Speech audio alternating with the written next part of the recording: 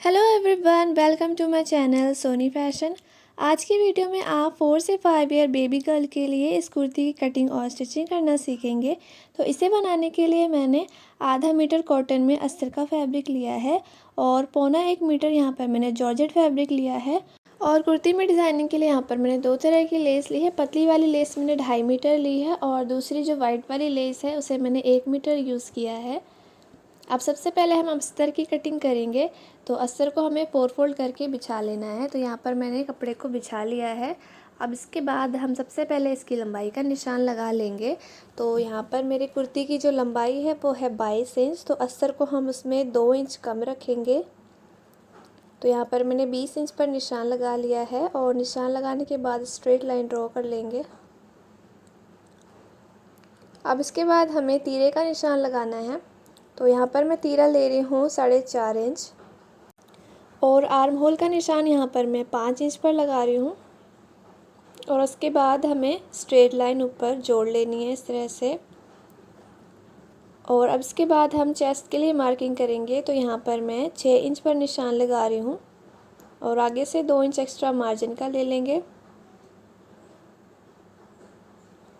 अब इसके बाद कमर के लिए निशान लगाएंगे। तो ऊपर शोल्डर से लेके नीचे 10 इंच पे मैं कमर का निशान लगा रही हूँ।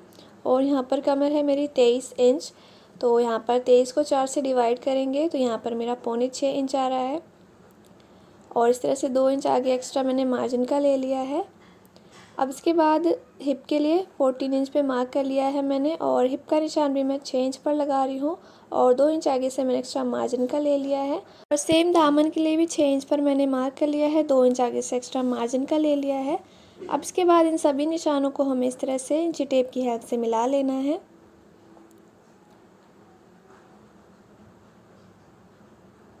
तो यहाँ पर फिटिंग का निशान मैंने लगा लिया है। अब इसके बाद आर्म होल की गोलाई करेंगे। तो इस तरह से हमें करीब आधे इंच पे एक तिरछा निशान लगाना है और इस तरह से मुड्ढे की गोलाई करेंगे।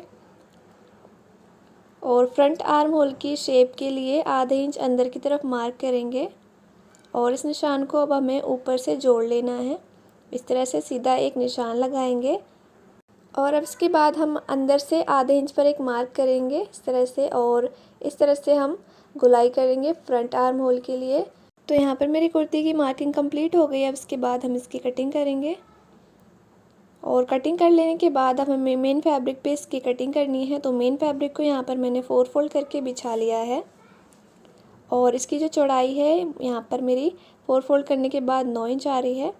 अब इसके बाद हमें अस्तर को इसके ऊपर रख लेना है और अस्तर को रख लेने के बाद अब हमें कुर्ती की लंबाई का निशान लगाना है। तो यहाँ पर 22 इंच का मैं तैयार रख रही हूँ तो 24 इंच पर मैं निशान लगा लूँगी।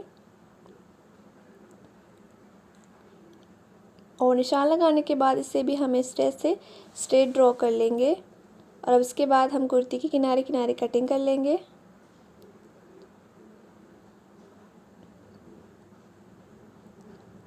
तो यहाँ पर मेरी कुर्ती की कटिंग हो चुकी है।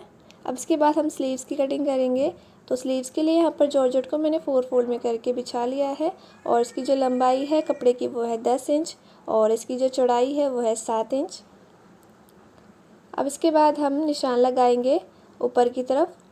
तो यहाँ पर अंदर की तरफ मैंने 2 इंच पर एक निशान लगा लेना है और उसके बाद सेंटर का एक निशान लगाएंगे। अब इसके बाद नीचे की तरफ भी 2 इंच पर एक निशान लगा लेंगे और अब इसके बाद दोनों निशानों को इस तरह से सीधा सीधा हमें मिला लेना है। और मिला लेने के बाद अब हमें स्लीव की शेप देनी है इस तरह से।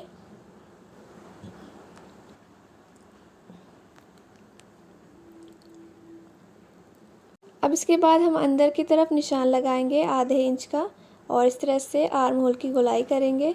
अब इसके बाद मोहरी का निशान लगा लेंगे। तो यहाँ पर मैं मोहरी रख रही हूँ 3.5 इंच। 3.5 इंच पर एक निशान लगा लिया है मैंने। अब आगे से 1.5 इंच एक्स्ट्रा आगे मार्जिन का ले लेंगे और इन दोनों निशानों को हमें मिला लेना है इस तरह से।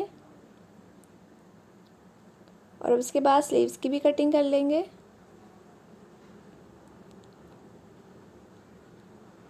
अब इसके बाद हमें कपड़े को इस तरह से ओपन कर लेना है और ऊपर की जो 2 लेयर्स है उसकी हमें कटिंग कर लेंगे।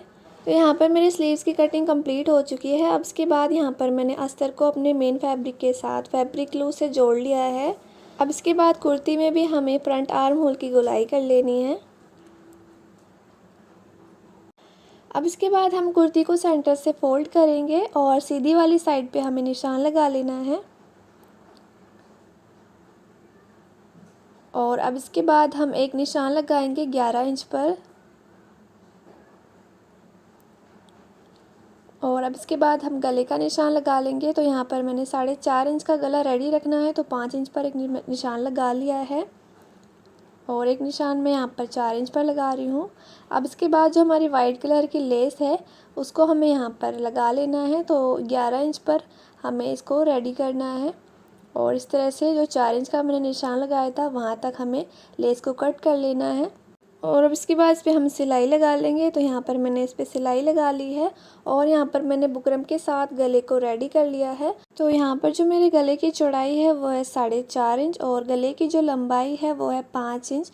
तो हाफ इंच ऊपर से मार्जिन में जाने के बाद ही मेरा 4.5 इंच का रेडी हो जाएगा। अब इसके बाद हमें किनारे किनारे सिलाई लगाते हुए गले को रेडी कर लेना है। तो यहाँ पर मैंने फ्रंट गले के साथ साथ बैक गले को भी इसी तरह से रेडी कर लिया है। अब इसके बाद हमें कपड़े की सीधी वाली साइड पे अपने फ्रंट वाले पार्ट को रख लेना है और सबसे पहले हम इसके तीरे जॉइंट करेंगे। तो यहाँ पर जो मेरा बैक वाला पार्ट है यहाँ पर मैंने 2 इंच तक सिलाई खोल ली है और इस तरह से ओपन करते हुए हमें एक सीधी सीधी सिलाई लगा लेनी है।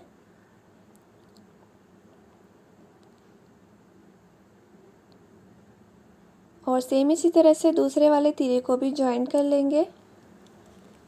तो यहाँ पर मैंने दोनों तीरे जॉइंट कर लिए हैं। अब इसके बाद इसमें हम फिटिंग की सिलाई लगा लेंगे। तो एक साइड मैंने फिटिंग की सिलाई लगा ली है, इसी तरह से दूसरी साइड भी लगा लेंगे। तो यहाँ पर मैंने दोनों साइड फिटिंग की सिलाई लगा ली है। अब इसके बाद हम नीचे से दामन फोल्ड करेंगे। तो सबसे पहले जो हमारा अस्तर का फैब्रिक है उसे हम फोल्ड कर लेंगे। तो इस तरह से हमें करीब 1.5 इंच के करीब यहाँ पर कपड़ा फोल्ड कर लेना है और सीधी सीधी एक सिलाई लगा लेंगे। अब इसके बाद जो जॉर्जेट का फैब्रिक है हमारा उसे भी फोल्ड करते हुए हम एक सीधी सिलाई लगा लेंगे। तो यहाँ पर मैंने इस पर सिलाई लगा ली है अस्तर और जॉर्जेट फैब्रिक पे। अब इसके बाद इसमें हम लेस लगाएंगे। तो सबसे पहले यहाँ पर हम वाइट कलर की लेस कट करेंगे।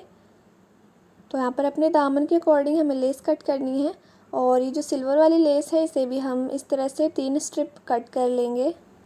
और अब इसके बाद इन सभी लेस को हमें स्टिच कर लेना है।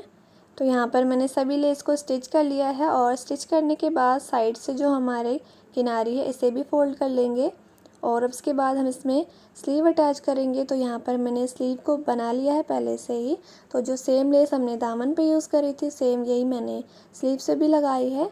अब इसके बाद दोनों स्लीव को हम अटैच कर लेंगे। तो यहाँ पर मैंने दामन पे सिलाई लगाने के साथ साथ स्लीव को भी अटैच कर लिया है और यहाँ पर मेरी कुर्ती बनकर तैयार हो चुकी है। उम्मीद करती हूँ आपको आज की मेरी वीडियो पसंद आई हो। अगर वीडियो पसंद आई हो तो प्लीज़ मेरी वीडियो को लाइक शेयर और साथ ही साथ और भी इसी तरह की वीडियोस देखने के लिए मेरे चैनल को सब्सक्राइब करना ना भूलें। Thanks for watching.